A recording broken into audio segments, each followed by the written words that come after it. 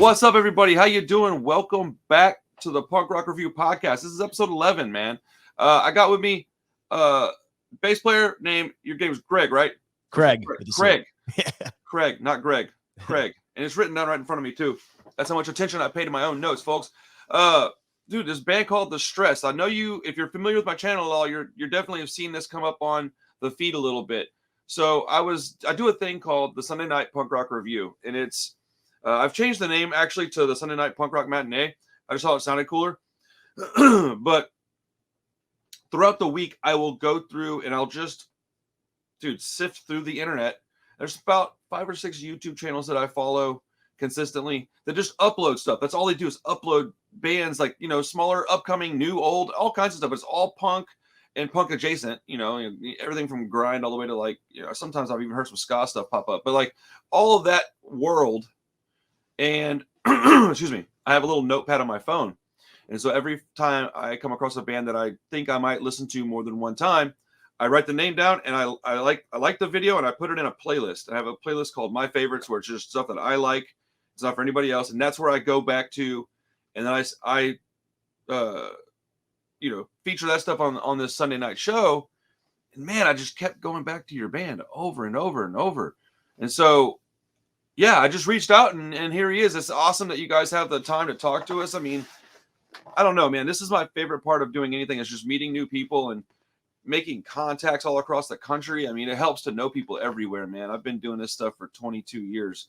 Shoot, I guess really longer than that even, but, actively over 20 years in my scene down here. And it's cool to know people and meet new people that I've never met before because I've never traveled. So that's awesome, dude. But welcome to the show, man. Thank you for giving me some of your time, dude. That's a precious commodity. First, just thank you for the kind words and reaching out. It really means the world every time we hear that from anyone. It's so dope, bro. I love it, man.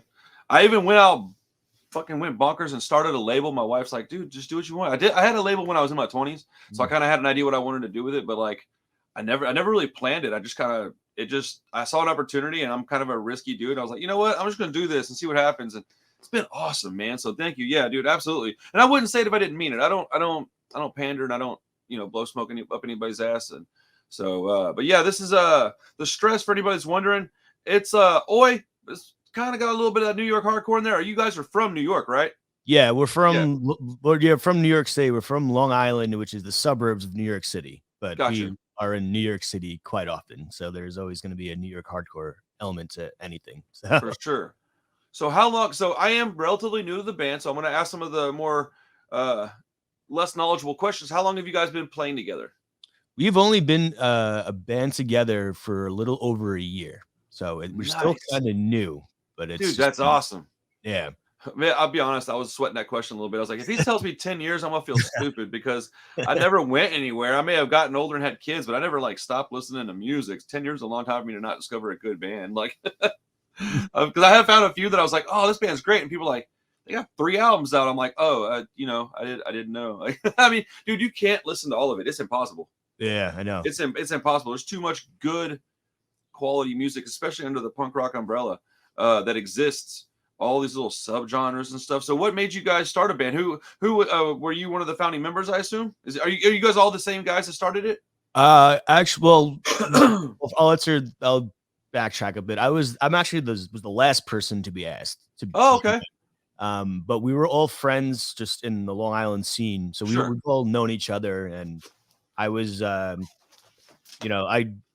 just knew my buddy Nick, who's the other guitar player. He knew Tony, who's the singer. And we all went to see the show by this band called the Royal Hounds, like a New York oi band. It was their last show ever. And that's when we decided to we should start something like this. And we've all just known each other. And then, we had a drummer, then to get into the drama, but he's no longer with us. But then we just got a much better one who I used to be in a band with way back in the day. So it was but now that's like the core 5 of us. Nice. That's awesome, dude. Yeah, dude, you said the singer's name is Tony, right? Yeah. Bro, so I hear on this dude, I don't know if you're familiar with a channel called Fellow Punk, but he's rad. Whoever this dude is rad because he just uploads great shit, dude. And it's consistently good. It's not consistently stuff that I like necessarily, but I've never really heard stuff that I was like, this is garbage. And he's got it from all over the world, dude. Like, I don't even know how this dude's finding all this stuff. But shout out to Fellow Punk's YouTube channel. Go check him out if you're a fan of my channel. I came across your stuff, and so I heard I think it was the self-titled. No. It's the Never Die. Yeah. I heard that first, and I was like, okay, this is really good. And so then I think I was looking up. I might have been looking it up to upload it to my channel, but I came across that y'all had a video. And I was like, oh, that's dope. I was like, okay, cool, man. I'll do the video instead of, like, if I'm doing like a song reaction or review, I'd like to put something up there a little more entertaining than just a picture of the LP. So that's the direction I went. And I swear, bro, when he started singing, I was like, that's their singer. I was like, oh, dude's got a crazy vocal range, because like I thought I was going to see some dude that looked like the guy from CMI. I was like, and he's like this like guy my size. And I was like, yes, dude, let's go. But I love his vocals, man. Your music is a very good blend of stuff I really enjoy, man. Oh, thank you. And yeah, Tony is, he's incredible. He's not only like a best friend, just he's so talented, and I love being in a band with him. And oh, bro, I just like hearing your music, man. I genuinely listen to it all the time. I put it on a mixtape at work. So I have like y'all CMI, and there's a band from Houston called Liberty and Justice. Those are my buddies, man. I've known those guys a long time. It's really funny you mentioned those two bands. We actually just played with Liberty and Justice in Brooklyn. Oh, okay. So you might have met Ryan then, huh? Yeah, he's the singer, right? The barber. Yeah, that dude was my bass player, man. Like I've known that guy for 20 years. Man, I've known him a long time. And I've known their guitar Richard. I've known him a long time. Actually, that's his other band, Bullshit Detector. Oh wow. Yeah. That's so awesome. like I know those guys. Like they're playing here on the 30th, bro. And I've never seen CMI live. And I'm a little nervous because they're playing a little place. I'm like, this might be, that band goes hard, bro. Like I'll be honest, I'm 41 with 3 kids, dude. I'm not built like I was when I was in my 20s, man. I'm a little nervous about that show because it's gonna be rowdy. I assume it was a pretty rowdy show when y'all played, huh? Yeah. And everyone, Liberty and Justice were the nicest guys. Those guys are rad, bro. Yeah, and their band shreds, and you gotta let them know that you talked to some from the Shreds, because we definitely like broed out a little bit in Brooklyn. Hell yeah, dude. I know. I'll absolutely tell them that as soon as we're done here, man. I talk to Ryan all the time. Yeah, I mean, yeah, like I was trying so hard to put out something for Liberty and Justice, but they I get it, man. They've been playing a long time now, and they've got like this stuff that they want to do, and I don't have the money quite yet to do like really good vinyl releases. So I'm sticking to cassettes right now because I can do them well, and I prefer to do, quality stuff if I can. And they just really want vinyl. So I'm gonna save some money up though. I'm gonna reach out one of these days and get Ryan to let me do a release for him, because I've put out records like back in the day with stuff he was in part of, and he's got like, I'm putting out a tape for my old band called Framed. It's just like this I don't really know what to kind of call it, man. It's like street punk mixed with pop punk kind of. I don't really know. It was just good. It was good punk rock and roll. And I was doing vocals for it back when I was having all kinds of issues, but Ryan was our bass player, and there's a song where he does vocals on it. And so I'm going to put that tape out eventually, and people will be able to hear him doing something way different than he does. But I'd love to hear that. Yeah, he did a band called 10 Crowns. I got their CD still, and it's like beat down hardcore. Like, yeah, I mean, we've known each other for a long time, man. That's my guy right there. I can't wait to see the CMI play live, bro. I don't know if you guys are ever going to make it to Texas, but if you do, I will be there. Oh, well, we would love to. We were talking to I think the drummer. I forget his name. With the long mullet. Yeah. I feel bad if he hears this, but he was awesome in Brooklyn. But yeah, we were kind of corresponding. We would love to, because we hear Texas is like really cool. Texas is fire, bro. I've never even left the state, and I'm not even mad about it. Like, I would like to go some places, of course. Why wouldn't I? But like, there's a pretty rad scene down here. I'll tell you what sucks though, is that we are so far away, specifically in Houston, that we don't get a lot of bands that we want to see down here sometimes. But the one positive about that is that whenever our bands start to get any kind of national attention, it's almost always because we sound a little different. And they're like, oh, they sound different. And it's like, well, yeah, we're so far away from everybody that we don't really have, like, we'll have influences, as in, like, I bought this vinyl record and I'm listening to it. And so I have like this idea because of a song that I heard, but we don't have like everybody around us is playing the same stuff. We don't have an East Coast, like, that's not here. That we don't have that here. And we don't have the West Coast thing. So it's just like all these different bands starting their own kind of little weird sounds. I mean, like, look at bands like Days and Days. Yeah. That didn't exist before they started doing it. And they're from here, man. Like, that's Liberty and Justice. They've got a very unique sound. They're from here. I love it, man. I love it. But it is a bittersweet thing because it causes a lot of bands to not be able to come all the way down here. Yeah, well, we're we're the mentality of this band is to just hit as many places. Like we have full-time jobs, but we still want to keep doing this. And so I'm not gonna say I'll guarantee you we'll be there sooner than later, but we'll definitely try because we have been floating the idea of man there. I've gotten accustomed to traveling a little bit to see shows though. So like Austin, San Antonio, Houston, I'll be there for sure, man. Like I don't know if I can go away to Dallas for a show. It's pretty far from here, but dude, San Antonio is about 3 hours. Austin's about 2.5. I could make that trip. And I got friends in both cities. I'll be able to stay somewhere the night. That's the thing, man. I don't want to I don't want to drive in and come back. My wife and I, bro. So my wife is not of this scene. Like she's a regular, just normie person. And she's like, she listens to all this stuff now because we've been together 12 years. So like if I told her, hey, I'm gonna go see the Stretch, she'd probably know who you guys were based on how much I listen to stuff. Awesome. She would probably so she's like that kind, but she's like the most supportive person in the world. And I got her into stuff like Rancid, right? And so she tells me one day, she's like, hey, Rancid and Dropkick are playing in Corpus Christi. And I don't know if you know where that's at from Houston, but that's a 3.5-hour drive. And I was like, they're not coming anywhere closer, huh? And she's like, no. I was like, not Austin? And she's like, no. And I was like, fuck it, I'll buy tickets, man. Let's do this. And she's like, yeah. I was like, yeah. And so we're like, how are we gonna make it work though? Because we have 3 kids, bro. And one at the time, one of them was like a baby. And I was like, all right, we know a couple people. So I called up a babysitter. We got this girl that was like, we knew her and she was willing to come do it. And I was like, look, I'll give you like a fair amount of money. I mean, it was like a couple $100. Like I was like, I need you to come. You're gonna be here for like a long time. And she's like, oh yeah, it's cool. I know your kids are cool. They're chilling. So we drove from Houston to Corpus Christi, saw Dropkick and Rancid play, and tried to drive home. We had to stop eventually and take like a 30-minute nap because it was getting dangerous because we were like falling asleep driving. So I know I'm never driving to like another city and then coming home the same night again. That shit ain't happening. Yeah. I hear you. It's funny. No, well, when we like go on tour and stuff, we always, if the drive's over 3 hours at night, we always say we should stop because it's just safe at that point. Yeah. You got to use your noggin, man.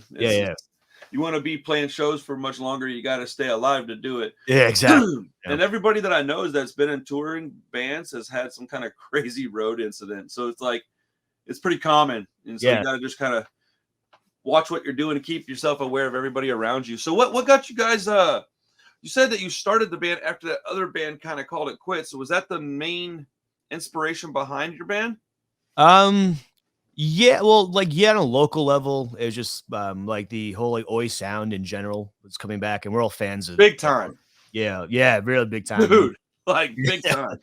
And and we've always been fans of all the English Oi bands like Cockspar or Last Resort. That's my favorite one. Yeah. I love Cockspar, bro.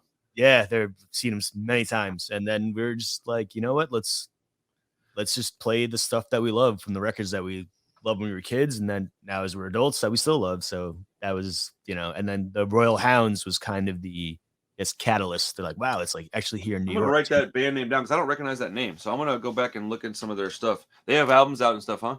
Yeah, they have one. It's the Royal Hounds. They're unfortunately not a band anymore because the reason why they had the last show when their guitar players died. So that was like the memorial. But well, I just want to go at least listen to their music a little bit. But that sucks, man. That's awful. Yeah, the send off was beautiful. Like the stuff. Oh yeah, those things are again a common word I use a lot is bittersweet. I mean that's a bittersweet thing, man. Yeah. How's that when you said that you so I was pleased with your answer of we wanted to play the music that we love because I also that's exactly how I operate. And I was having a debate, so I bartend part-time. And I you know me, man. Oh, you don't know me, but like I'm up there talking about that was a stupid thing to say. I'm like, you know me, buddy. And they're like, not really, my guy.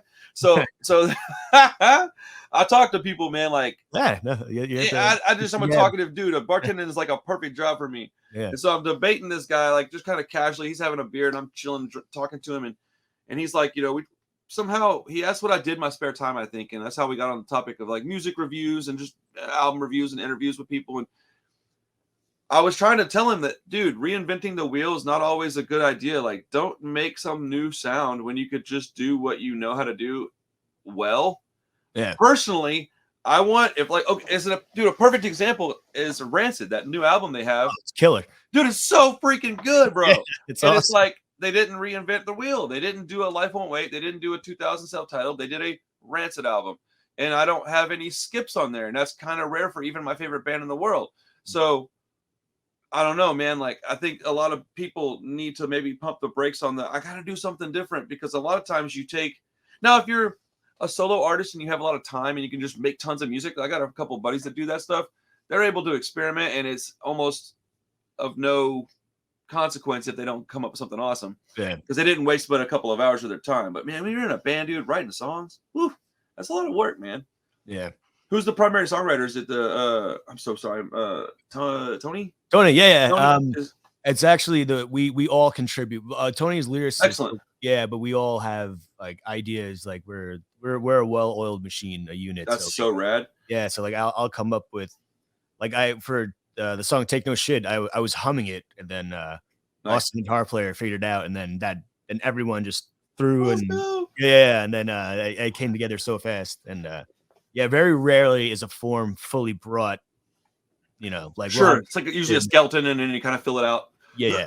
That's the best way to write songs in my experiences. Yeah, I wrote a lot, like on this little EP that I'm gonna put out for my old project. You can tell where I stopped writing, because it's like I think 7 or 8 songs, and 5 of them I wrote like the entire rhythm guitar and all the lyrics, and then I wrote all the lyrics for all of it. But you can tell where I stopped writing the guitar, and it was like an effort by everybody, because honestly it's better. It's just better. And yeah, man, I love writing stuff, man. I like the position that I hold as a, I don't know, vlogger, content creator. It's wonderful, because I'm you can tell if I'm moving a whole lot. I have ADHD like super bad, so like I can't sit still. So like I like to be in charge of myself. I can kind of just do things however I want to do them. That's why I'm pretty flexible with my schedule. I understand that, especially when you're talking with people in you know, the music industry. It's kind of a chaotic lifestyle. Oh yeah. So let's see. Oh, dude, so you guys have toured quite a bit, huh? Or Yeah. at least a little, huh? Is a band? Yeah, we just got back actually. How long were you out? We were out for just a couple of days. We did Baltimore, Jersey, and then Manhattan, Tompkins Square Park, and then we're going out to Milwaukee next weekend. So we have days off. But yeah, but I actually knew you guys just went on that, because that's what we're talking about in our text thread. My memory is really bad, so that's all good. Man. I asked that because I was just curious. First off, that's the beauty of the East Coast, man. You can hit a lot of really important places without driving quite as much. Yeah. I think that's pretty awesome, man. That's a beautiful thing up there. One of these days, I would like to come up just to go visit so many cities in a short amount of time and just kind of see things. What do you guys like to do do you take a van with a trailer, or is it just a van with all your equipment? How do y'all do it? So usually it's a van with a trailer, but we were a little low on money. Move. Yeah, so we had to take two cars, but we managed to fit everyone and everything in those 2 cars. You know, gotta make it work. I gotta make it work. Yeah, so that worked, and you know, but usually, ideally, it's you know, a van trailer. Yeah, you know, there's 5 of us, and then we 5 people with all the equipment. Yeah, that's a lot of load. And then you also have, like, I would assume, merch and stuff. Yeah, and we sometimes have a merch person. So it could even be a 6th person. Yeah, and well, sometimes it could be 7 people. You know, let's go. Yeah, but you know. Dude, it's just so fun though, man. Like it's. And I've only done stuff in Texas, but I tell you what, man. You can do like 7 full days and still not even hit everything in Texas, which is another thing about Texas that's kind of cool, is that you can do a literal Texas tour and kind of, you know, I will say though, traveling through Texas, man, when you get in between the big cities and you hit these little redneck towns, it don't even matter what kind of punk rock you are, dude. You're sticking out, man. Like you could be like an oi band who wears pretty nice clothing, and you know, you look, you know. Doesn't matter, man. Everybody like, what is this dude doing? And it is kind of, even now, it's still, I would imagine, it's been a long time since I've done anything like that, but I'd imagine it's probably still, because I mean, I go to other cities with the family, and I stick out. I'm the only one in my family that's got any tattoos or anything, but my 8-year-old daughter has had pink hair for like almost 5 years now. So awesome. Just us toting around with each other, like people are like, what is up with these guys? I took her to her first show last year in September for her birthday. She turned 8. And I took her to see Catbite and Streetlight Manifesto. Oh, word. That's cool. Dude, I just put up a video. I lost the footage, and I thought it was gone forever. And I found this little micro SD card, because those things, man, they're tiny. I found one, and I was like, wait a minute. no way that cat bite footage is on here. And I plugged it in, and I was like, oh, it was a big folder full of stuff, and it was like 4 gigs. And I was like, oh, and I like clicked it open, and I saw a picture of my daughter's face pop up, and I was like, oh, it's the cat bite footage. I was so excited because I filmed it solely for her to have it to look back on later. Like dude, if I could have the stuff from when, like 95 rancid stuff, like, Oh yeah, what? I would be so stoked. Yeah, how'd she like it? Dude, she loved it. She went to the Trip 6 where CMI's playing. She went there with me to see Days and Days like a few months ago, dude. Like, she's a little punk rocker in the making, man. She's Raise rad. 'em right. Yeah, dude. She's awesome, man. Yeah. What do you guys do in the van when you're on tour? I always wonder what people do, because there's a few standard answers. There's always audiobooks, there's always music, and maybe even like reading or drawing or something, right? But everybody has the weird shit that they do. So what's the cool stuff that you guys do, or what keeps you busy when you're on the road? Well, 90% of the time, because we're all New York, Long Island knuckleheads, we're literally just busting each other's balls, and that literally makes the ride go by so much faster. But yeah, it's just a lot of shit. Yeah, exactly. We're just making fun of each other because we're brotherhoods, but usually whoever's driving dictates the music, but we all usually like the same stuff. Dude, you earn that right. Yeah. You earn the right of the aux cable or the tape deck or the CD player when you're the one putting in the hours behind the wheel. And I firmly believe that, which is why I always bring headphones, because I don't always like what they're listening to. Yes. I also bring headphones because sometimes, especially after like late nights when you're just surrounded by just loudness and debauchery, I like to put on like some reggae and something just to like drift off to sleep or something. I love reggae. You ever heard of, I'm likely you have, Jump Up Records? No, I don't think I have. Bro, I gotta check it out. Follow Jump Up Records on Instagram. I will do. Be careful though, because you will go broke following that label, man. They put out so much stuff because it's a bunch of like, not only is it like modern current stuff, it's all reggae. Nice. At least that I've ever heard from them. But it's they do reissues of like old out of print stuff. Oh, awesome. Yeah, one day I bought like 15 45s and like 6 LPs. I was like, yo, I gotta stop, dude. It was like $300. I was like, what am I doing? I was like, dude, I know that problem very well. So. Yeah, dude, I love it, man. We all this is like every punk rock interview I get to do. It's the same exact background, records and stuff, or like books or some kind. But it's all that kind of shit. I do 2 different channels. I got one that's a movie channel and mostly horror stuff. But awesome. Yeah, two different things that I love dearly. I just went to Dallas to meet the guys that was created Terrifier. Oh, no, it's funny. He's from Long Island. Damien? The creator? Oh, that's dope. I didn't know that. The first Terrifier, the pizza scene, when they're in the pizza, that's only like a town or two over from me. So I know that. What? Yeah. Yes! Dude, we got there. Everybody's wondering like it was going to bring up Terrifier. I did bring it up and we got there. Oh, yeah. That's awesome. Yeah, I got a photo of actually I was the only one that didn't just stand still. Everybody was just like standing there. I was like, dude, I was like, bro, you gotta like, dude, have a good time, man. Like I'm never gonna drive to Dallas for that kind of thing again. So I wanted to make it awesome. But that's pretty cool, man. So are you a fan of horror movies at all? I am actually. I'm a pretty big horror nerd. So. That's dope, man. We should talk again one of these days on the other channel about like I'm very, very down. Let's go, dude. Hell yeah, man. Fuck, dude, that's so dope. Okay, so here's a question that you probably get asked all the time. And I love when I get a band that is relatively new because I get to be the first one to ask this on a video. I hope. What is your favorite show that you played and the favorite show that you've attended, if you could come up with one? I know it's kind of a fast question to ask. Yeah. Do you have one that sticks out? Yeah, favorite show that we played. We just played with Slapshot and Sheer Terror. Oh, and buddy. And Amityville, which is actually the venue is not far from the Amityville Horror House. That's so dope. So, and that was just like, and that was like a hometown show and place. See all the East Coast stuff you're talking about. Amityville House, pizza spot for Terrifier. I'm like, I want to go. Dude, I haven't thought of Slapshot in a hot minute, bro. I'm gonna be honest with you. It's been probably years. I'm about to write that one down right now. They crushed it. Go back and listen to some Slapshot again. It's been a long time since I've listened to Slapshot. Yeah, and that band's good too. Yeah, live they crush it live. Yeah. I'd be a little surprised if they didn't. They're pretty rowdy dudes. I remember back in the early YouTube days seeing some of their content on there and like some show footage and being like, whoo, Man, Yeah. because the older I get, the less I want to be involved in a mosh pit. I'll be honest. I'm like, I'm like, oh god, like I got a bad knee now, and like, I'll go home and my wife's gonna be mad because my leg broke or something. So, I mean, I used to be the guy that would do like flips and shit off the stage, like when I was younger, because I'm not a big dude, or I'm kind of fat now, but I used to be like real skinny and like little. I'm only 5'8", so like I was never like the big guy. Those guys are like, they don't even want to sometimes because it's just kind of awkward, I guess. But I would be like, just doing like, crowd rolls and shit. The thought of that now, I'm like, no, tell my kids, don't you ever do that. Like turning into a lame.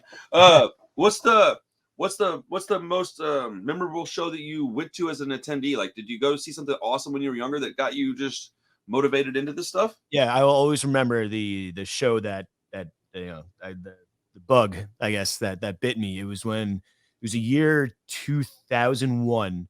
Okay. I was a freshman in high school, and I only like sort of like backyard shows. I'm doing a little story for this. It was like, No, it's awesome. ska shows, because in Long Island, when you're young, you can't really go to the bars, so you go to the backyard shows. We found this bar by me did an all ages show, and the lineup was Agnostic Front, the Casualties, TSOL, and Rise Against. Before they got huge, they were the opening band.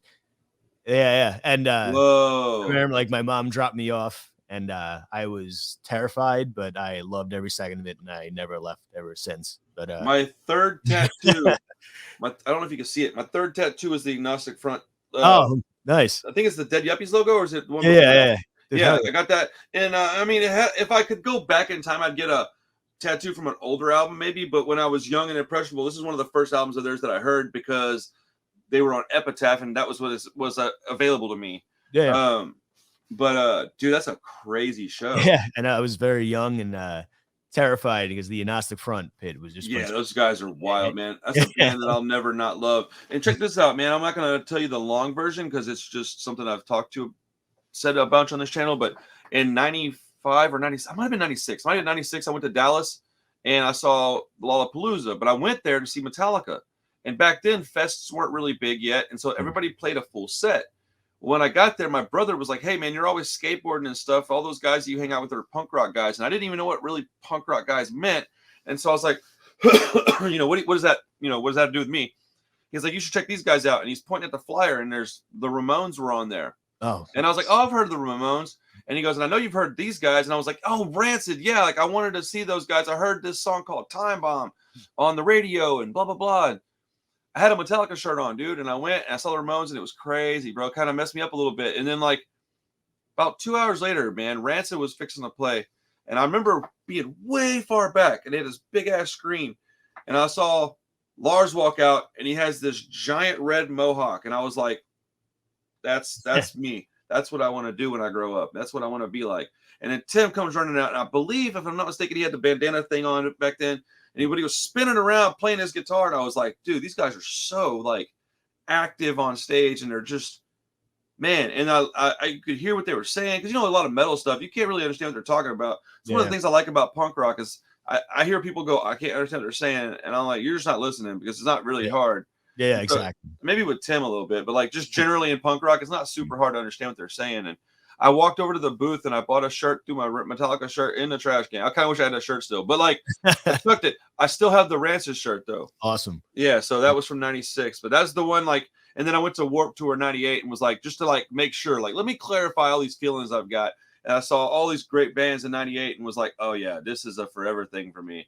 And here I am in 2023, still doing, podcasting and putting out records and discovering new bands. I bought a couple of, I think I bought 2 cassettes and a CD for myself to have. Oh, nice. From your guy. Yeah, I wanted to have something to put in my store. That's how I support, like, I feel like as a person in this scene, it's your job to do something to keep it alive, right? Like that's the one thing that these other kids on the computers don't understand. Yeah. You can't be a part of a scene if you're not a part of the scene. Like I'm not cool, but I do like this stuff, and I do like to I want it to stick around is really the thing. It's a selfish thing, I guess. But so I like to put tapes and shit in my store, and that's what I bought a couple of cassettes, and I do collect cassettes a little bit, but I've gotten back into CDs because they're so easy.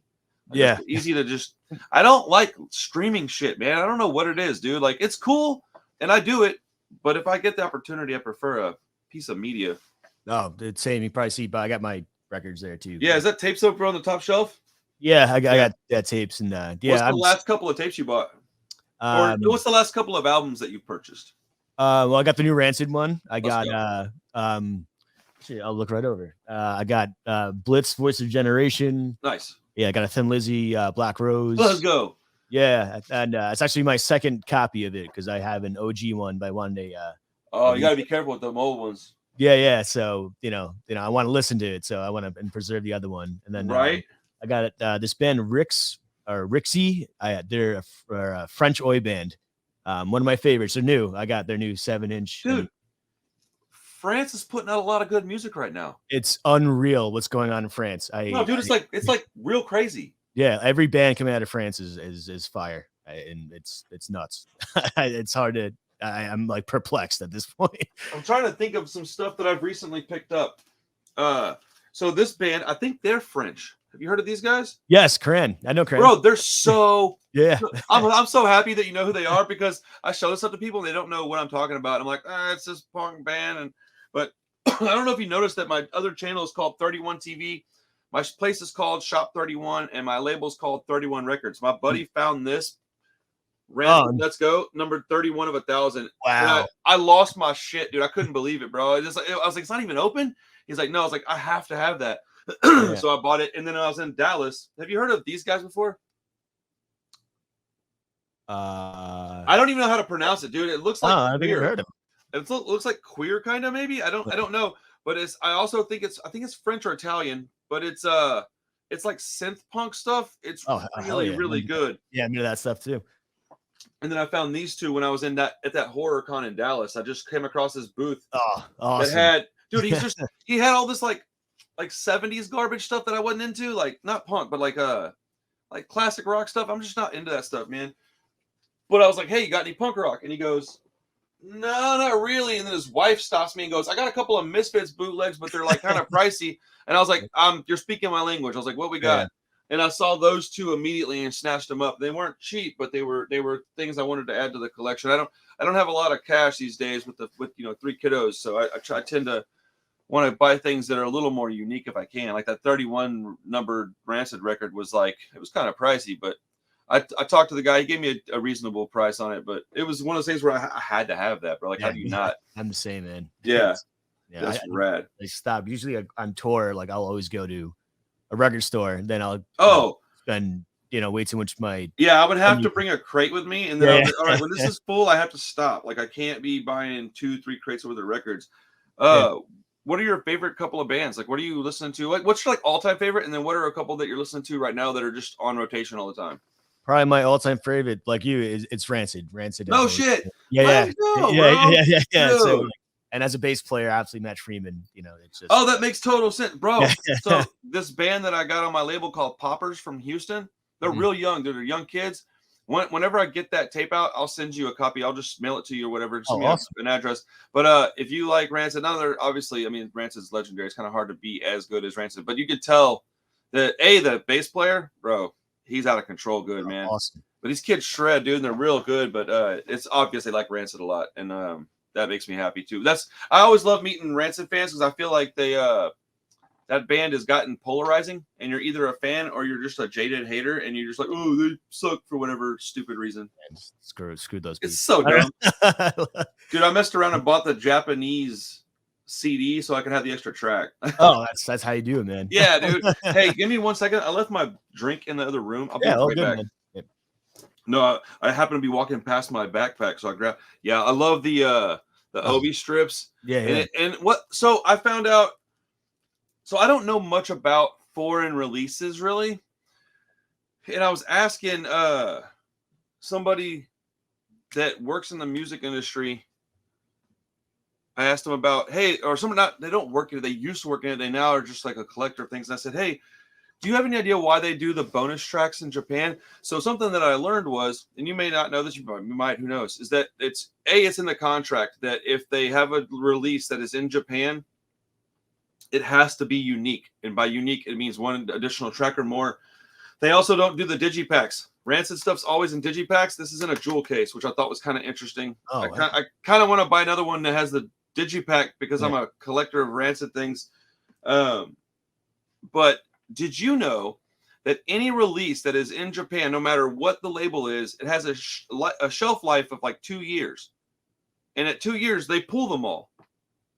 So like if you buy an old Japanese CD, that hasn't been on the shelf since it came out. Wow, that's they have like I don't remember the reasons, but there was like a reason why they do it, but it keeps everything current, I guess. I don't know, but that means that in a couple of years that if you have these, they won't be available in stores anymore unless it's like I own a little shop and it's all based on like what I can find and stuff like this. So I guess you could find them occasionally, but you ain't finding them at like a record shop necessarily. Yeah, it's pretty wild, man. Yeah, I didn't know that. It's awesome. So when you guys practice, man, do you guys have a practice facility or do you practice out of a house? How do y'all do it? Because I know y'all up in, you said Brooklyn, right? No, Long Island. Long Island, sorry. Yeah, it's all good. Yeah. Long Island is far different than Houston. So y'all are built mostly up and we're all spread out. So we have these like little 1-story places that are just huge complexes. Y'all have like a space somewhere? Well, yeah, actually the video for Take No Shit, that is our practice space. Yeah. Oh, that makes sense. Makes sense. And, dude, that's the beauty of practice spaces. You can just film videos there like anytime you want. Yeah. I have a pretty nice setup here. And I'm fixing to start offering my services. I'm about to move, and so I'm going to have all my stuff taken apart, and I'm going to reassemble my setup for doing this. And in the process of that, I'm going to try to make it to where my camera is easy to, fool with all the settings and take it and go do stuff. But I have a couple of bands that are asking me, hey, can you help us film a video? I'm like, I'll try, man. I'm not like a professional at that, but I mean, you never know until you start something. It's just like music. You don't just pick up an instrument and try playing it, you'll never get anywhere.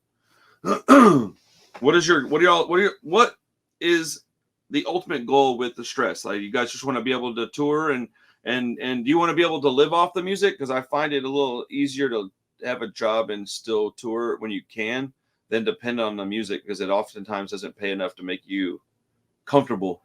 Yeah, I mean, obviously, that's always the goal, is to live off what you love. But unfortunately, in today's times, and especially in New York, the prices, the cost of living is just it's unreal. So it's, right now the band is kind of paid for itself. So like we see that's a good place to start, though. Yeah, like we see that as a win, and so we all have jobs, like full-time jobs, but like our jobs do let us take weekends and occasionally a week off. Nice.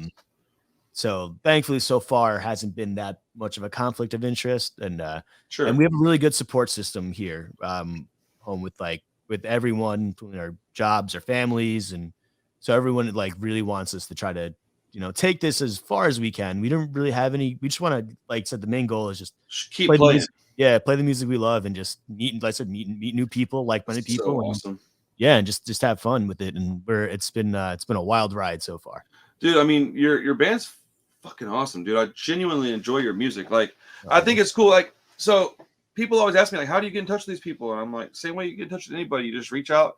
You start with Instagram, and you see if they have an Instagram. If they do, you just message them. Sometimes they'll reply, sometimes they won't. Yeah. I've had people that didn't have time, but I mean, like, look at the size of a band like Catbite. They're pretty huge now. Like, did you see they just did a song with Brian Fallon from Gaslight Anthem? No, that's bro. Like, it blew, because that's like my second favorite band, and that like blew my mind.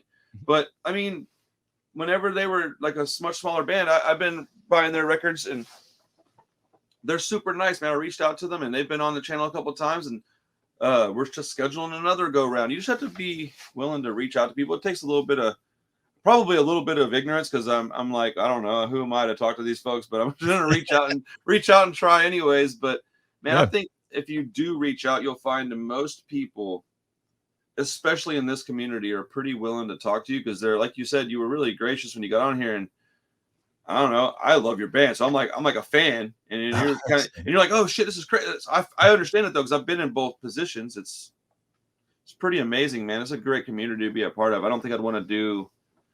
There's nothing else I want to do with my life, man. Except raise my kids right. But as far as like, what am I doing? Like, what do I want to be remembered for? Like, good dad and a guy that stuck by his friends and family. Like, and that's what I consider this doing. Yeah, dude, definitely. And sticking by your buddies, man. And I have a friend who I've known like Dude, about 22 years. I was like probably 18, 19 when I met him, and he's been in all kinds of mess, man. That's my dog though, and he just hit me up from a undisclosed location. Was like, hey man, I need you to do me a favor, and I was like, what's up, bro? He's like, can you send me my clothes? I was like, I mean, yeah, where are they at? He's like, my other buddy's got them, but I trust you. And I was like, oh, I got you, bro. So I got like 4 big ass tubs of clothes, and I'm just nailing them to my homie, dude. I'm like, I got you, bro. And like in between, we're like talking about new bands that we've discovered, because he's not here right now, and so like we're just talking. And I actually sent him you guys, CMI, and then like this random like sad boy. You know who like Lil Peep is by any chance? Yeah. Okay, like he's actually from Long Island, Little Peep. Oh, yeah. Okay. So yeah, I do a lot. Okay. Yeah, man, it's weird how much shit we have in common. So like, his old buddies did like a new EP, and I was like, hey, you heard this shit? It's kind of crazy, because like I started the punk rock review solely because I had my main channel 31 TV, and it's doing real well. It's got 26K. That's pretty awesome. good. It's pretty good. But I couldn't get anybody to look at my punk rock content. Like, just no matter what I did, they only wanted to hear like Juice WRLD, Lil Peep, all this like hip hop sad boy stuff. I have no problem with that music. I like most of it. I have a very broad palette.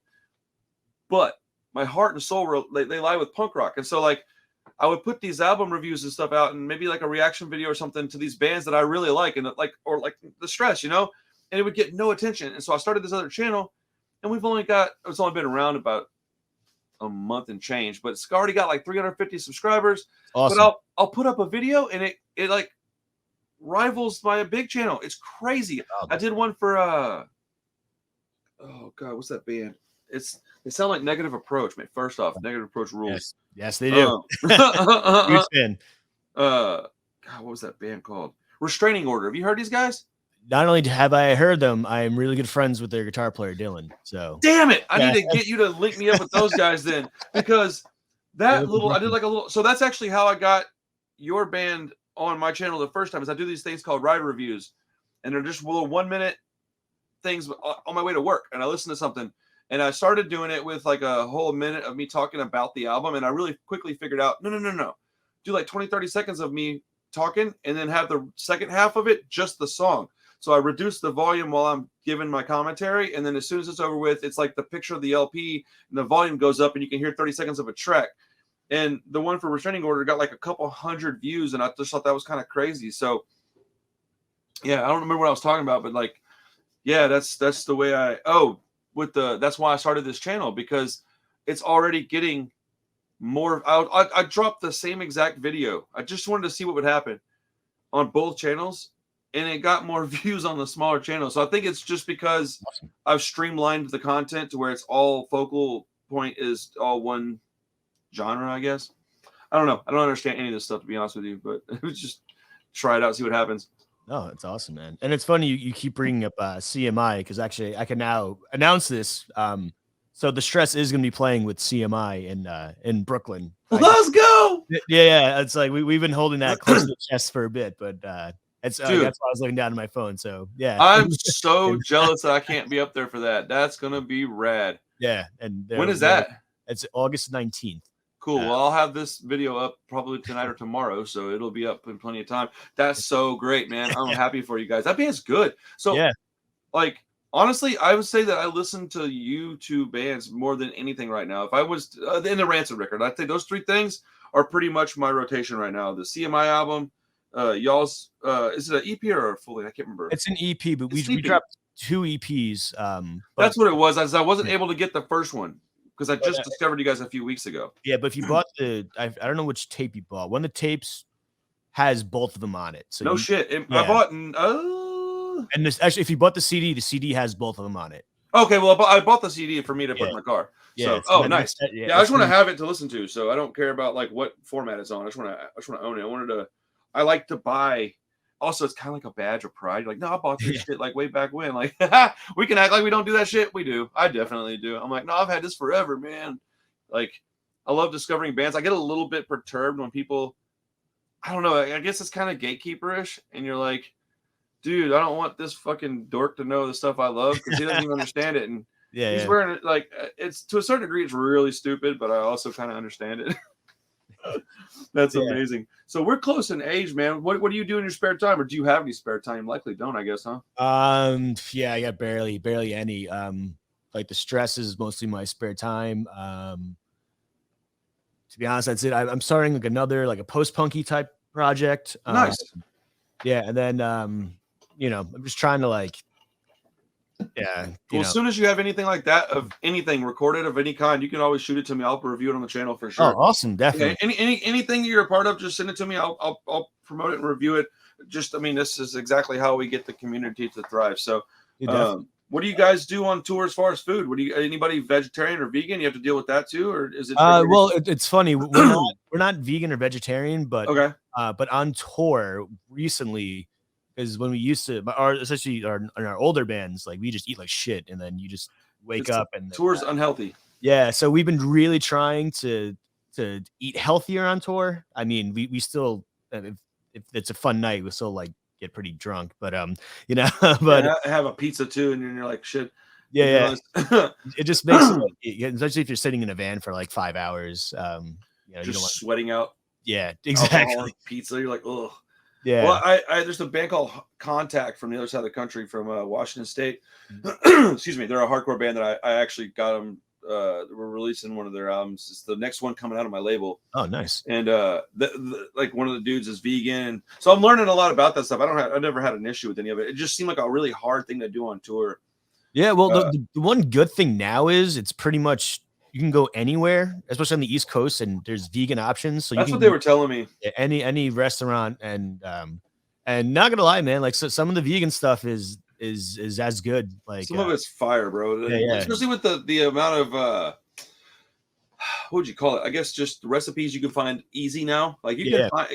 Look, the internet sucks a lot. It does. There's a ton of very good things about it though, and one of those things would be like eating healthier, choosing a veganism or vegetarianism to be a part of. Like any of that stuff is much more like back when I was first getting into the scene like heavily, and I was in bands and promoting shows. I lived with a guy, and I remember, man, back then there was no internet, dude. We didn't have no cell phones, so they're like figuring out vegetarian food and vegan food was difficult. And I just remember them eating the same shit, like I don't know, 80% of the time, because they couldn't find anything else to eat. They couldn't figure it out. And a lot of people, at least down here, man, they'll want to be vegan or vegetarian, but they won't want to eat very many vegetables. And I find that super weird. Like, how do you do that and not want to eat vegetables? You're going to have a hard time eating anything because you're going to eat French fries all day. That shit is so bad for you. Like, what are you doing? French fries and Oreos. Are Oreos vegan? Yeah, they're very, as of I think a couple of years ago, they're completely vegan. Really? Yeah, so you do French fries and Oreos, but I don't know if that's still kind of really unhealthy for you too. Very unhealthy, but it's really cool. I didn't know that. Like I'm like legit surprised right now. Awesome. I just ate some Oreos yesterday. I don't eat them often, but when I do, like they're like low key real good. Like, they're underrated. I'm like, how are these so good? They're simple little chocolate cookies with a little bit of like, I guess, sugar in the middle of them. What do you got kids and everything too, or you do? No, I'm chilling, man. It's me and my cat at the moment. Nice. What do you guys do for work outside of the band? I'm a welder. So I'm shit. Yeah, and that's interesting. That's cool. Yeah, very working class. We're all like working class people. Nick is an electrician. Tony is a exterminator. Austin is a waiter. Austin's the lead guitar player, and Stooley does construction. So that's all stuff I'm very familiar with. I mean, I bartend right now because that's the trade that I know the best. And I have the gift of gab. If you can't tell, like I'm able to just kind of talk about stuff. And so I just chose to stick with what I was good at. I was like, I'm gonna do all this stuff too, but I have to fund it somehow. And I was like, let me do that because I also happen to wait tables. I mean, bartend at Alamo Draft House. So I know Alamo very well. Yeah, so like I get to like watch movies and stuff too. Like, as a matter of fact, tomorrow night we're watching The Flash, and I'm like pretty stoked about that. That's good. So that's pretty fun, man. Yeah. Whenever you do a job like that, first and foremost, people need to understand how important trades are right now. Yeah, dude. I think electricians and plumbers make as much as doctors now. Yeah, and those unions are so like awesome to I've tried to get in those, and but yeah, like you just see, and too, it's hard work, and they're really doing like the best It's like, stuff we have to have. Like we yeah, need doctors too. Let's not get silly yeah, here, but we need. yeah, But dude, everywhere you turn, there's a freaking kid going to school to be a doctor, and it's like nobody wants to do hard work anymore. And we'll get into where the hard work is what's paying better because nobody wanted to do it. And yeah. also, when there's new fields coming about, like all this tech stuff, people will get excited about it and naturally want to go that direction. So that also siphons from the, the trades and things. How long have you been welding? Only like recently, only about a year. Originally, originally, so before the pandemic, I was working on amplifiers, space amplifiers in New York City. And then obviously New York City shut down with, COVID and everything. And, I was on unemployment for a bit. I actually worked for the post office for a bit, just 'cause I just needed money. Yeah, that's probably miserable. Yeah, it was. And then hold on 1 second. I'm really sorry. What's up, dude? Someone's knocking at the door and we don't know them. Okay, just let them knock. Okay. Cool. Yeah, they can fuck off. I'm sorry. Excuse me. They can just Sorry. No, you're good, bud. My kiddo. He was just making sure we were all right. Oh yeah, that's good. I shouldn't have said that word, but whatever. I don't like people knocking on my door and just keep knocking, bro. My kid looks at the window, just leave, dude. Like, what are you doing? Yeah, no. Man, yeah. I hear you. Anyways, but welding is a I don't know. I like, dude. Welding comes in handy. Yeah. At times where you don't think it'll come in handy, because I've had my friends who were welders. I worked at a machine shop for a few years, and I never did any welding, but I had buddies that did. I did a lot of lathe work and a lot of like press, just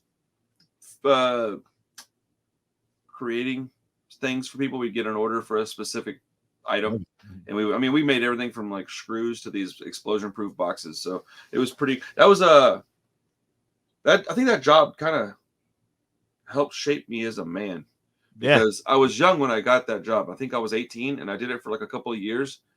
And this dude was a hard ass man. Like, he was a big, hard dude. And I remember he used to always give me shit because I had like mohawks and stuff. And like, I had like my own little space where I worked, and I had a boom box, and I always play like, whatever NoFX album was out or whatever. And he's like, "What are you listening to back here?" I'm like, "Bro, leave me alone, bro. I'm just working. If you give me my order, I fill the order. You don't care, right?" He's like, "Yeah, you got a good point. I don't care." But I remember when 9/11 happened, I worked at that place. And I remember I was driving to work in this like bullshit, like Pinto, like just the worst car. And it came on the radio, and it like really scared me, and it made me like immediately scared and sad. And I got to work, and he was kind of standing with his foot on this, like, I don't know, it was like the catch-all for the lathe, and he was like smoking a cigarette in the shop. And I was like, "Oh, something's fucked up if he's smoking in the shop." And he's like, "Hey man, we're not working today." And so I had these like major moments of my life that happened when I was at that place. And I don't know what I meant by telling you that. It's just really, I remember that place, man. It was an amazing place. He actually had in 2000, I think, he knew I was going to the Warped Tour, and it was like a weekday Warped Tour down here in Houston. And so he was all giving me shit all week about having to take a day off to go to the Warped Tour.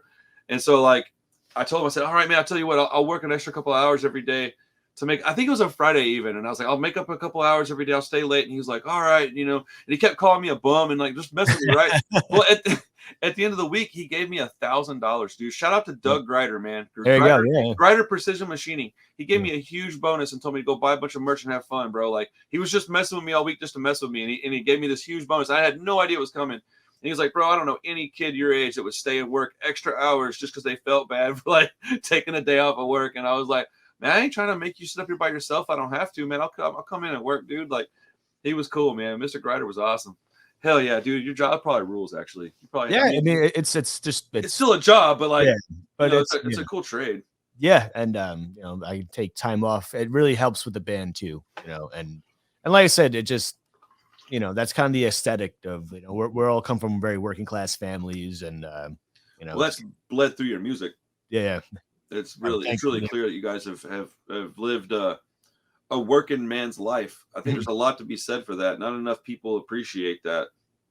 Yeah. I mean, if you look at like just the country right now, and I don't want to get all crazy political or anything, but it's kind of messed up the way your average Joe, regardless of race, gets treated. Oh yeah. Just regular dudes of any kind, no matter what you are. You might be a Latino cat down here cutting grass. You might be up there, a dude doing welding or extermination work, and they just get, looked at funny. It's weird, man. We're in a weird place right now. We're going through some growing pains, man. Oh, definitely.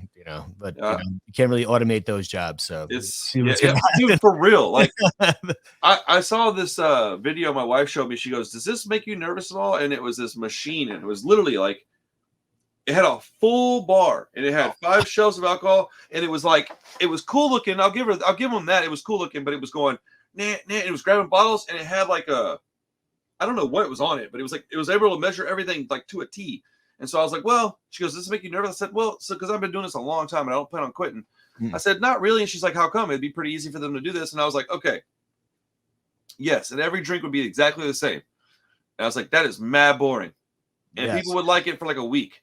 And then people that like heavy-handed pours or people that want to try 6 different drinks or whatever, they're going to get bored with that shit real fast. And I was like, and those robots don't talk. And my wife's like, she's like, yeah, but not everybody wants to talk. And I was like, most everybody at the bar does. Yeah. She's like, oh, yeah, that's a good point. I'm like, yeah, I get it. That's why I'm so good at my job. Yeah, exactly. Up there it's everybody. We're just talking. We're chilling, man. I had this group of people. My boss told me that, hey, we got this group coming in. They've been here before. And the word ratchet was thrown out. And I was like, uh-oh. And I was like, that only means one thing. And that means problem causing. Dude, like an hour in, I had them people hanging out at the bar. I was like, I don't know what y'all so mad about. They're all tipping me. They're being super cool. And every waiter was pissed off because I guess they all had bad experiences. I was like, I think you guys had some kind of idea who they were when they walked in without talking to them first. And they were like, and they're looking at me, and I was like, uh-huh. I was like, yeah, dude, I'm 41, not 21, man. I came at this. I don't know you till I know you. Yeah. It's awesome. It's funny the power of conversation, bro. Yeah, bro. Like I think a lot of people need to realize that. Kindness, empathy, exactly. Yeah. I mean, I talk a lot, but I can shut up. No. Tell me what's going on, man. Like, you know what I'm saying? Yeah, exactly. And that's also too what we try to hold this band. Yeah, we're a bunch of like tough skinheads, but like we always say please and thank you. We always like try to catch every band, talk to everyone, make sure everyone's welcome. We always say like everyone's welcome at a stress show. Just don't be an asshole. I mean that's the way it should be. Yeah, like don't be an asshole is number one though. Like you got to be nice. Yeah. How are you going to have another generation of bands if you don't let the kids come in that aren't really like, okay, I hate to use this guy as an example, but somebody like MGK, I can't stand that kid, right? But I've maintained the stance that, okay, look, dude, for every like 1,000 kids that like him, a handful of those kids are going to get into Blink and then the Descendants and then this band and then this band. And before you know it, they're listening to the Unseen. Yeah. I was like, that happens, dude. And my friend's like, oh, I'm like, no, that happens. I'm like, guaranteed that happens. So for all the bullshit he gives us, first off, I'm not one to like tell you can't do what you want to do. So go do you, MGK. But dude, there is a plus side. Our scene is small, but it is long lasting, and it is it's very personal. And you gotta welcome these youngsters in, man. That's one thing I like about the people I'm around right now. I get to see stuff because I haven't been around in a while. I just started going back to shows like frequently, maybe a year and a half ago. And I saw a bunch of people I'd never seen before. And it was cool that, they didn't know who I was or that I had been around in the early 2000s and late 90s. They had no idea of that. But they were all really cool as if I had been without knowing. Yeah, and then there was a bunch of young people there. I thought it was really neat, man. They all welcomed my kiddos there. When I took my daughter to that show out at Trip 6, man, it was bananas. I didn't know what to expect. I was really kind of nervous. I was like, man, she's real young. And it was crazy because all these big, huge tattooed punk rocker guys are like, no, man, we got this like thing for it. And they gave her like earplugs. And I was like, oh, this shit is awesome, man. Exactly. I freaking love my scene, dude. This is my family. Dude, that's awesome. Same up here. It's been awesome, especially recently. A lot of new younger people have been coming out and they've just been asking questions, and we've just been, like, they're like, oh, what kind of tattoo is that? Like, what band is that? And then so we just like, oh yeah, check it out, and they always come back. Yeah. Yeah, dude. It's yeah. It's a family, man. It's funny because I've never met you before, but we've been talking like we know each other. Yeah, I mean, exactly. We have a lot of weird shit in common. Yeah, I know. This is awesome. It's a little easier, but yeah, man, it's easy to find somebody, and this is why when people talk about the punk rock uniform is stupid. Okay, yeah, to a degree, I guess, but dude, like every group of people, every single group of people I've ever met in my whole life, it doesn't matter what the group is. It could be a genre of music, it could be a kind of people. Everybody self-segregates, and by that I just mean that they go and they find their people and they hang out with them. Yeah. So I guess what's the word? It's not segregate. It's they group together. They just find each other, right? It's not a negative thing, man. They're not doing it because they hate you. They're doing it because they like them. Like it's not always a negative thing. But without the uniforms, dude, we don't know who to talk to. So yeah, it's silly sometimes. But if I see a dude with braces on and his head shaved, maybe a couple of tattoos on his forearm, I'm likelier to go talk to him than if he had on a sports coat and jeans and like a haircut of some kind. Like I'm more likely to go, oh hey, we might have some things in common, or oh, what are you drinking? Let me buy you a beer, bro. Oh, you don't know me. I don't need to know you, bro. Let's get to know each other, or whatever. Or see somebody apparel and you stop and help. You know? Yeah, exactly. Yeah, that's how I've always seen it as well. So yeah, it's like a beacon. Like, hey, we're of like mind. Yeah, I've always liked the and okay, so. Did you come from like the punk rock scene? Have you always been into the Oi stuff as a youngster? Oh, I was always like, I was first like way into punk. Like I used to have like spiky blue hair and the leather jacket. I was really big into street punk, like Casualties. I've seen The Unseen, A Global Threat, all that early 2000s stuff. Yeah, that's good shit though. And I still love it. But like I there was always a crew of in my hometown of Huntington and Long Island, there was a crew of like older skinheads, and they're the one who really showed me the English stuff. Okay. And got me into like Trojan reggae. Yes, sir. Yeah, yes, like the real roots of the real stuff. And then like some bands like Slade and Thin Lizzy and then like that. And I still love the punk rock. To me, it's all the same thing. You could punk, oi, hardcore. Like I agree with that, man. I agree with that. I think it's all very, very closely knit. It's all, I mean, like it's like this, man. You have like this over here is also some of this. It's all in all of it. Like I mean, listen to Liberty and Justice. That's a great example, man. Exactly, yeah.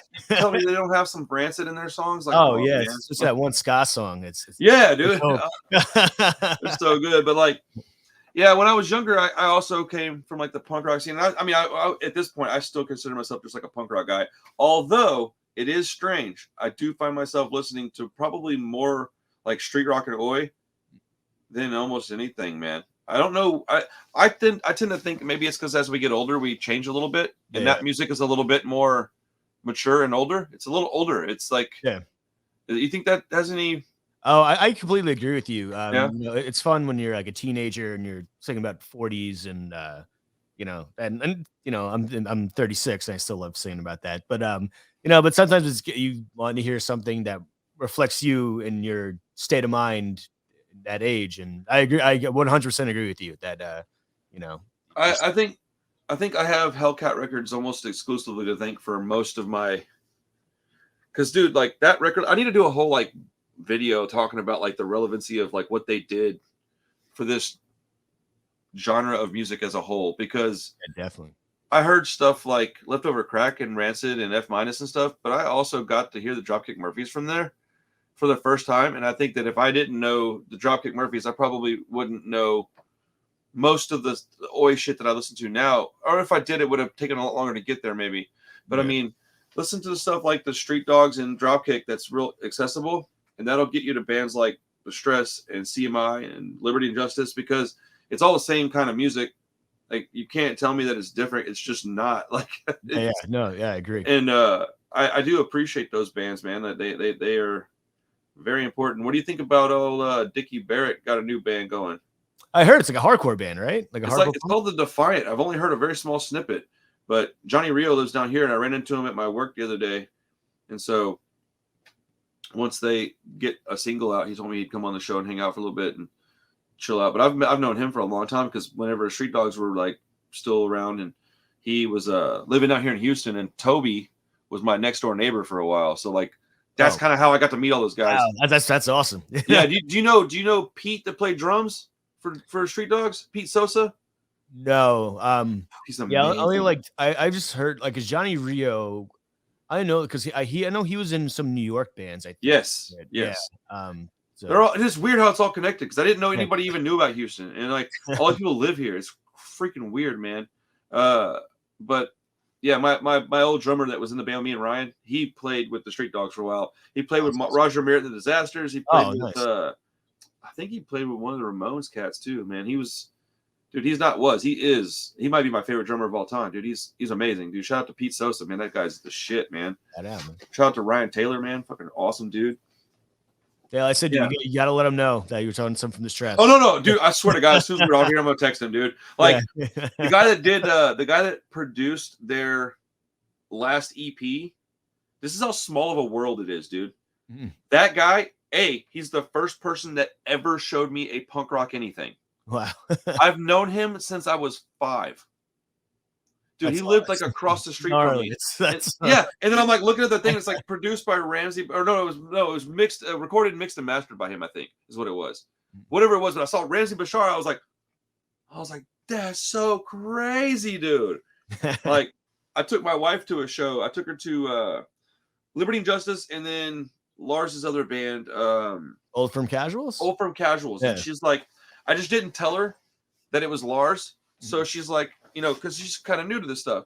And so we get there, and it's like my wife and this other normie couple that we hang out with, and I'm like, y'all come to this show. And they're like, what the fuck? And we get there, and then I'm like, I see Lars, and we've talked a bunch, and so I see him. I'm like, hey, what's up, man? And I say, hey, I'm the dude that had the comic book shop that you called on the phone. And he immediately knew who I was. And I was like, yeah. And so he got off and came over to talk to me. And my wife's like, that's fucking Lars. And I'm like, yeah, dude, it was like one of my favorite things ever, dude. I felt so cool. I'm not going to even lie, dude. I was like, that's the shit. That's killer, man. Yeah. He's such a normal ass guy. It's weird. Yeah, I met Lars briefly when Old Firm played in New York. And he was just outside having a cigarette. And I just had to like go up and talk to him. Have to, bro. You have to. He was such a sweetheart. I have a really fond memory of Dickie Barrett too. Like back in the late 90s, they were playing the Mighty Mighty Bosstones at a place down here called Fitzgerald's, and I'm pretty positive they were opening for Sum 41 for some reason. And yeah, and I was at their merch table, and at this place, the merch table is like you're in the crowd basically. So like he's hanging out behind the table back then, and I'm like looking at him. I'm like, holy shit, that's Dickie Barrett just hanging out over here. So I'm sitting on a stair, and he's like standing behind the staircase thing because he doesn't want to be like, out. And he's like, hey, kid, something or other. And I'm like, hey, what's up? Blah, blah, blah. Oh, that's what it was. I had a sign that said, I'm bad in plaid. Oh, nice. And he was like, hey, kid, I like your sign. And they had pulled me up on stage and shit. And so I didn't know he would see me and put the two things together. We got to talking, and I don't know what this meant or why he said it to me, but I'll never forget this. He kept telling me that the kid from Sum 41 was his son. That's funny. I think he was just fucking with me. Yeah. but like he never said otherwise.